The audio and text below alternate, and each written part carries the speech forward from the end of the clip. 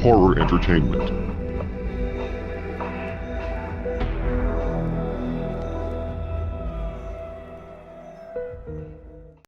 Reloj de bolsillo. Cuando era niño no había nada para comer. Yo era el mayor de 5 y por eso era mi trabajo asegurarme de que siempre dejara que mis hermanos y hermanas comieran antes que yo. La guerra avanzaba poco a poco desde la costa y, a medida que avanzaba, nuestra comida se hizo más escasa. Los animales huyeron del área, o fueron sacrificados y consumidos en pánico por las otras familias de nuestro pueblo. Mi padre era un hombre sabio y cauteloso, por lo que esperamos matar a nuestros 2 pollos hasta el otoño, cuando la hierba y la corteza de los árboles se habían vuelto demasiado difíciles de encontrar o dejaban de ser comestibles. Las otras familias sabían que teníamos pollos y papá se quedaba despierto toda la noche, todas las noches para cuidarlos. Tuvo que matar al menos a un niño, de un pueblo vecino, que se había vuelto loco de hambre y trató de incendiar nuestra pequeña casa con una rama en llamas. Cuando las gallinas no tenían más que huesos y los huesos se habían vuelto quebradizos y porosos por las muchas sopas de mi madre, mis padres enviaron a mis 2 hermanos y a mí a recoger insectos y ratones de campo para la cena. Teníamos hambre pero no nos moriríamos de hambre hasta que una mañana nos despertamos con la primera helada y no quedaba nada vivo para comer. Mis padres comenzaron a discutir lo inevitable. Tal vez mi padre debería ir a la costa y vender el reloj de bolsillo de su padre a uno de los soldados borrachos pero bien pagados. Era lo único que teníamos de valor y la única herencia familiar que mi padre podía dejarme. No quería que se fuera. Temía que llegaran soldados a nuestra casa mientras él no estaba y yo era demasiado joven y demasiado débil para proteger a mi madre y mis hermanos menores. Le rogué que se quedara, pero él insistió en que todo estaría bien y prometió regresar dentro de 2 semanas. Tenía tanto miedo y cuando él y mamá estaban afuera preparando su bolso, rompí el reloj de bolsillo bajo mi pie y lo volví a colocar en el escritorio medio podrido de mi padre. Mi madre lloró por días. Papá hizo todo lo posible para consolarla mientras nosotros sacábamos la piel de las botas de mi padre para hervir el cuero para la cena.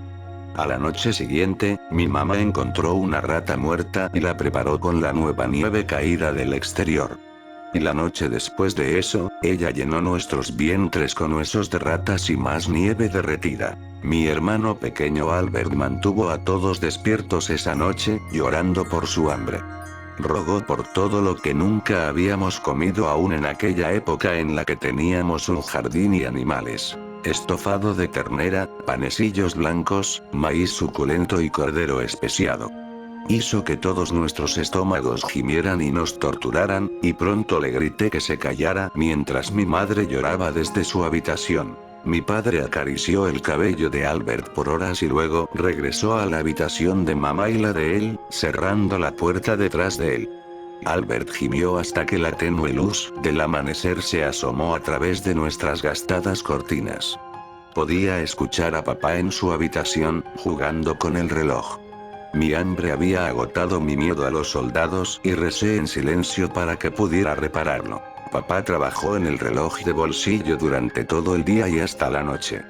Solo había encontrado grillos muertos en las paredes de la panadería abandonada y, mientras nos los comíamos, mi padre salió de su habitación con mi madre justo detrás.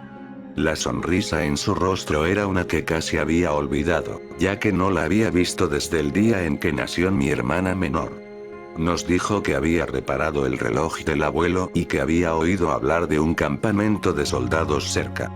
3 días, nos prometió, 3 días y volvería con zanahorias, cordero y panecillos tan grandes que llenarían nuestros vientres por un año.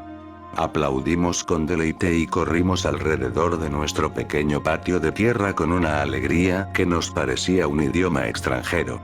Mi padre dijo que todos debíamos ayudar a mamá a encontrar cosas hermosas con las que vestir la mesa. A la mañana siguiente, nos dio a todos un trozo de goma de la suela de los zapatos de mamá para masticar y nos envió a nuestra misión después de despedirnos y prometer que él regresaría antes de recordar que se había ido. Nos divertimos mucho ese día, recogiendo herraduras y fragmentos de vidrios rotos. Enroscamos trozos de hilo a través de las herraduras para colgarlas sobre la mesa y atamos el vidrio a los extremos, con la esperanza de que brillaran a la luz de la lámpara. Regresamos a casa cuando se puso el sol, contentos con nuestro trabajo del día y ansiosos por volver mañana. Todavía no estábamos a la vista de casa cuando la olí por primera vez. Cebollas, caldo de pollo, cordero especiado, incluso dulces. Corrí lo más rápido que pude, dejando caer nuestros aderezos de mesa descuidadamente en el camino en mi enloquecedora búsqueda de comida. Irrumpí por la puerta para encontrar a mamá en la estufa, preparando nuestra comida en una reverencia silenciosa. La abracé y le pregunté si papá ya estaba en casa. Sí, mi amor. Tuvo la oportunidad de encontrarse con un rico mercenario en el camino que estuvo muy feliz de comprar el reloj de su abuelo. La abracé aún más fuerte y me senté a la mesa mientras mis hermanos y hermanas entraban por la puerta. Encontraron sus lugares rápidamente, hambrientos, expectantes mirando sus caras. Papá salió de la habitación y se sentó al final de la mesa cuando mamá trajo una fuente humeante de cordero especiado y hervido.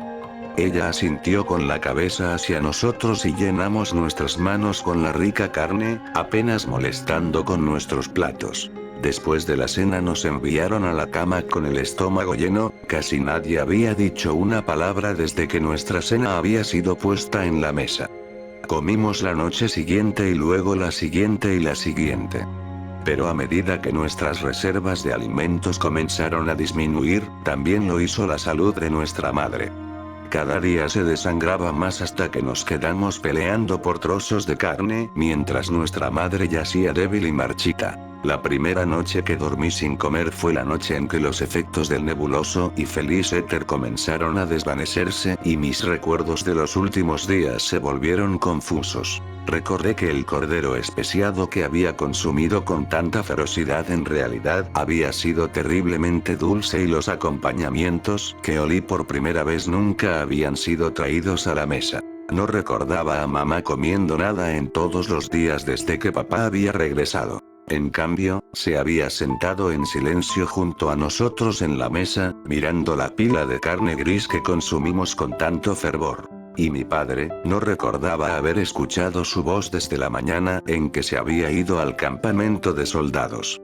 Su silla se había quedado vacía, noche tras noche, y mientras los retazos de mi memoria se unían, no podía estar completamente seguro de que hubiera estado allí, al menos no desde la mañana en que cortó trozos de goma de los zapatos de mi mamá y los colocó en la mesa. Asustado y muerto de hambre, no pude dormir hasta las horas más oscuras de la noche.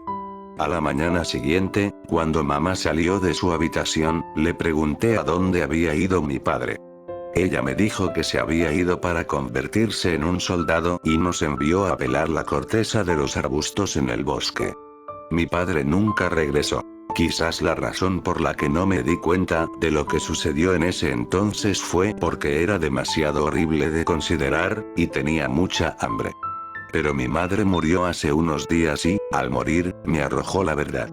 De su stock de escasas posesiones, me legaron una pequeña caja que no contenía más que un reloj de bolsillo roto y brillante. Tal vez ella quería que lo recordara todo. Ella quería que recordara que yo había destrozado la que era nuestra única esperanza para sobrevivir, que recordara el último abrazo amoroso de mi padre antes de enviarnos a recoger los apósitos para la fiesta, que recordara la carne gris demasiado sazonada.